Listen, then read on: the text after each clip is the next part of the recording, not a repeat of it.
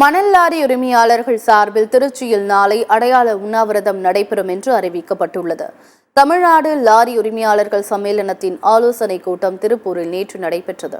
இதன் பின்னர் செய்தியாளர்களை சந்தித்த தமிழ்நாடு லாரி உரிமையாளர்கள் சம்மேளன தலைவர் ராசாமணி, அரசு மணல் குவாரிகளை உடனடியாக இயக்க வலியுறுத்தி மணல் லாரி உரிமையாளர்கள் சார்பில் திருச்சியில் நாளை ஒருநாள் அடையாள வேலை நிறுத்த போராட்டம் நடைபெறும் என்று தெரிவித்தார்.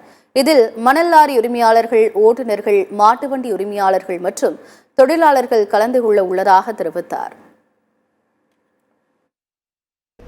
அமலாக்கத்துறை ஈடு சோதனையிட்டு வழக்கு பதிவு செய்தது முதல் படிப்படியாக இயக்கப்பட்ட வந்த அனைத்து குவாரிகளும் நிறுத்தப்பட்டு கடந்த 7 மாத காலமாக மணல் குவாரிகள் ஒட்டுமொத்தமாக இயக்கப்படாமல் நிறுத்தி வைக்கப்பட்டுள்ளது. 55,000க்கும் மேற்பட்ட மணலாரி உரிமையாளர்கள், ஓட்டுநர்கள், பல்லாயிரக்கணக்கான மாட்டு வண்டி தொழிலாளர்களுடைய வாழ்வாதாரம் பெரிதும் பாதிக்கப்பட்டுள்ளது.